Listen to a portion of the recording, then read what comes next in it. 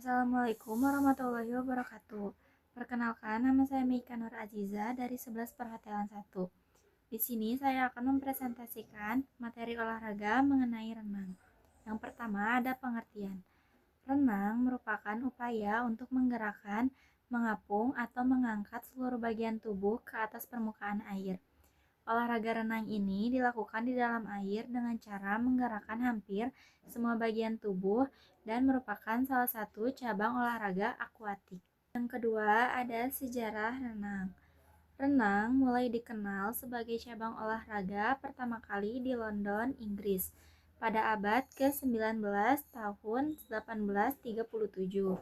Hanya terdapat 6 kolam renang di kota, namun sejak saat itu renang menjadi semakin populer hingga muncullah Asosiasi Olahraga Renang pada tahun 1869.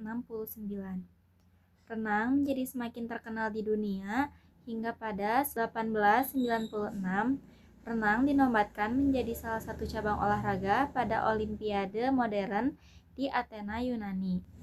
Di Indonesia sendiri, renang mulai populer di kota Bandung hingga dibangunlah kolam renang di Cihampelas pada 1904. Setelah itu, kolam renang mulai dibangun di beberapa kota seperti di Surabaya dan di Jakarta. Olahraga renang mulai berkembang pesat di Indonesia ditandai dengan lahirnya berbagai perkumpulan renang seperti Bandung Zembot, Perserikatan Renang Bandung pada 1917.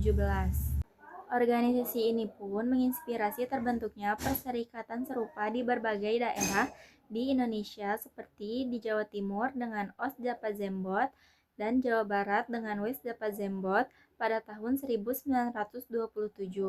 Hingga pada 21 Maret 1951 didirikanlah organisasi renang dengan nama PSRI, Persatuan Renang Seluruh Indonesia oleh Purwo Sudarmo. Saat ini diketuai oleh Anindya Novan Bekri dengan kantor pusat di Jakarta. Yang ketiga ada teknik dasar renang. Yang pertama ada teknik pernapasan. Latihan pernapasan ini sebaiknya dilakukan sebanyak 10 kali hingga 15 kali.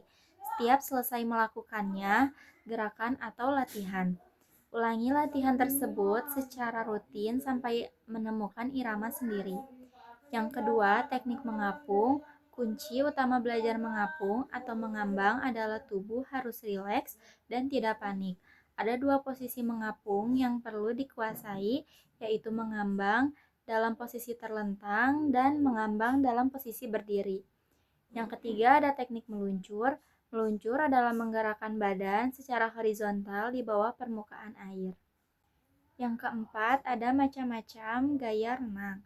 Yang pertama ada gaya dada atau katak. Gaya dada merupakan gaya renang paling populer untuk renang rekreasi. Posisi tubuh stabil, kepala dapat berada di luar air dalam waktu yang lama. Gaya dada atau gaya katak adalah berenang dengan posisi dada menghadap ke permukaan air. Namun berbeda dengan gaya bebas, batang tubuh selalu dalam keadaan tetap. Kedua belah kaki menendang ke arah luar, sementara kedua belah tangan diluruskan ke depan. Kedua belah tangan dibuka ke samping seperti gerakan membelah air agar badan maju lebih cepat ke depan. Gerakan tubuh meniru gerakan katak dengan berenang sehingga disebut gaya katak. Pernapasan dilakukan ketika mulut berada di permukaan atas. Setelah satu kali gerakan tangan kaki atau dua kali gerakan tangan kaki. Yang kedua ada gaya bebas. Gaya bebas adalah berenang dengan posisi dada menghadap ke permukaan air.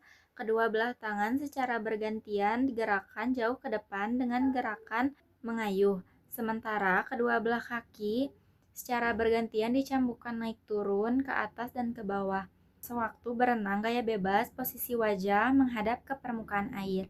Pernapasan dilakukan saat lengan digerakkan keluar air. Saat tubuh menjadi miring dan kepala berpaling ke samping. Sewaktu mengambil nafas, perenang bisa memilih untuk menoleh ke kiri atau ke kanan. Dibandingkan gaya berenang lainnya, gaya bebas merupakan gaya berenang yang bisa membuat tubuh menjadi maju lebih cepat. Gaya bebas merupakan gaya yang tidak terikat dengan teknik. Gaya bebas dilakukan dengan beraneka ragam dalam berenang yang bisa membuat perenang dapat melaju lebih cepat di air, sehingga gerakan dalam gaya bebas bisa digunakan oleh beberapa orang baik yang sudah terlatih maupun pemula. Yang ketiga ada gaya punggung. Gaya punggung sewaktu berenang oleh Yang ketiga ada gaya punggung. Sewaktu berenang gaya punggung, orang berenang dengan posisi punggung menghadap ke permukaan air. Posisi wajah berada di atas air sehingga orang dapat mudah mengambil nafas. Namun, perenang hanya dapat melihat atas dan tidak dapat melihat ke depan. Sewaktu berlomba, perenang memperkirakan dinding tepi kolam dengan menghitung jumlah gerakan. Dalam gaya punggung, gerakan lengan dan kaki serupa dengan gaya bebas, namun dengan posisi tubuh terlentang di permukaan air. Kedua belah tangan secara bergantian digerakkan menuju pinggang seperti gerakan mengayuh. Mulut dan hidung berada di luar air sehingga mudah mengambil atau membuang nafas dengan mulut atau hidung. Yang keempat ada gaya kupu-kupu. Gaya kupu-kupu atau gaya dolphin adalah salah satu gaya berenang dengan posisi dada menghadap ke permukaan air. Kedua belah lengan secara bersamaan ditekan ke bawah dan digerakkan ke arah luar sebelum diayunkan ke depan. Sementara kedua belah kaki secara bersamaan menendang ke bawah dan ke atas seperti gerakan sirip ekor ikan atau lumba-lumba. Udara dihembuskan kuat-kuat dari mulut dan hidung sebelum kepala muncul di air, dan udara dihirup lewat mulut ketika kepala kita berada di luar.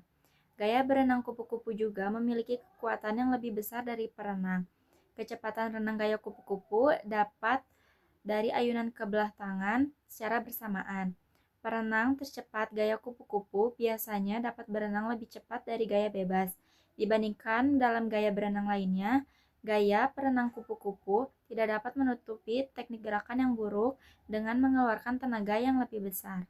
Sekian presentasi dari saya. Mohon maaf bila ada kesalahan. Wabillahi taufiq wal hidayah. Wassalamualaikum warahmatullahi wabarakatuh.